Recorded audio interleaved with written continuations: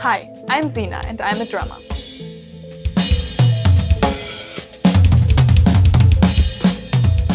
Everyone saw the perfect rhythm, but no one noticed the cracks beneath it. In the pristine world of YouTube perfection, one creator stood out not for controversy or chaos, but for sheer precision. Sina Drums, the German prodigy whose rhythmic mastery drew millions into her orbit. From the outside, her journey looked like a dream: clean visuals, flawless timing, and a calm confidence that made it seem like she was born to perform. But what many failed to realize is that behind every perfect performance, there was a growing pressure most audiences never considered. Her videos were the definition of polished, and every beat felt like it had been carved from stone, immovable, impeccable, and unforgiving. But as time passed, small changes began to raise eyebrows. A missed upload, a subtle shift in tone, captions that sounded just a little heavier than before.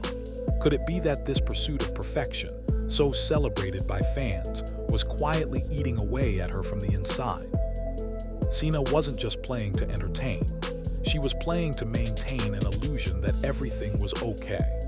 And when your entire online existence is wrapped in rhythm, the silence in between beats says more than any cymbal crash ever could. What started as a fun upload became a global spotlight she never asked for. Sina's story didn't start with fame, it started with fun.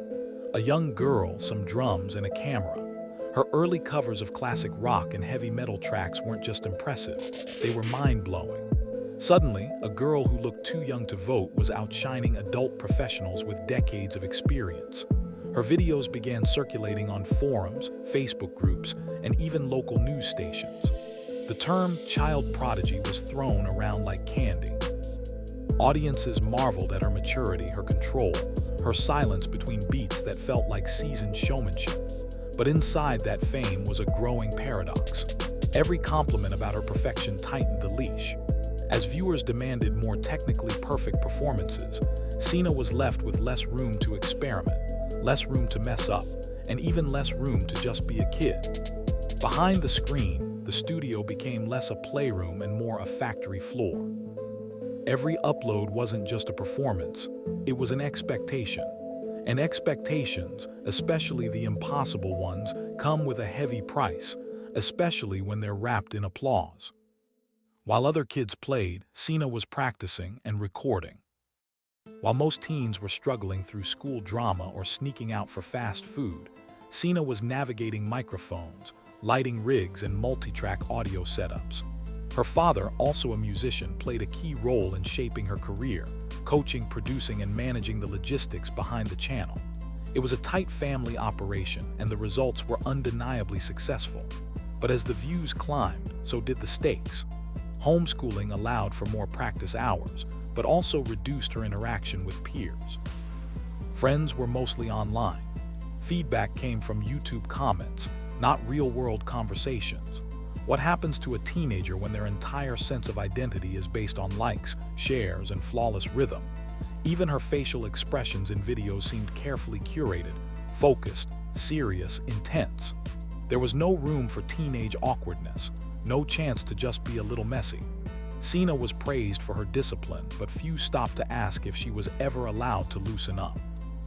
The price of perfection isn't always visible on screen. But when the screen becomes your whole world, childhood can disappear in the background noise. The more perfect she played, the more trapped she became. As Sina's fame grew, so did the language used to describe her. Robotic precision, machine-like focus, unbelievable control. These were intended as praise, but they hinted at something deeper, a disconnect between the human behind the drums and the online persona being projected. Interviews revealed that Sina felt intense pressure to not just meet expectations, but exceed them every single time. Mistakes weren't just personal, they were public, permanent, and available for comment. The algorithm favored consistency, and Sina delivered, at a cost. She confessed in one blog entry that releasing a slightly imperfect performance felt like exposing a weakness, as though fans might walk away if they saw even a tiny crack. Her identity as the perfect drummer became more like a performance itself, one that had to be maintained 24/7. Over time, It wasn't about love for the instrument. It was about fear of failing the illusion. And once your brand becomes perfection, the smallest imperfection can feel like the end of everything. When she stopped uploading, fans panicked, but no one really knew why.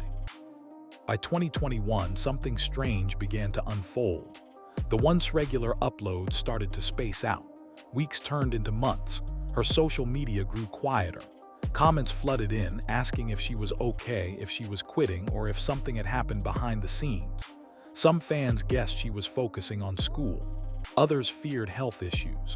But the truth was more subtle, and in some ways more unsettling. Sina had begun dropping hints, captions that read "taking time to breathe" or "losing direction." These weren't clickbait, they were quiet cries for space. But in a world where creators are expected to update their lives in real time, silence can feel like betrayal. As the audience speculated, few stopped to think that maybe, just maybe, the silence was the only thing keeping her sane. And when your digital identity is built on delivering constant output, choosing to stop, even temporarily, feels like disappearing. The mental toll hook, she never said the word, but the signs were all there.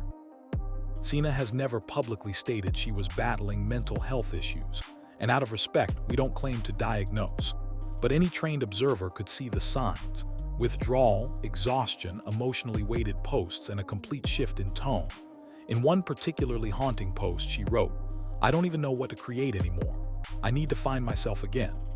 For a content creator known for consistency and clarity, this sounded like a cry from someone drowning in expectations.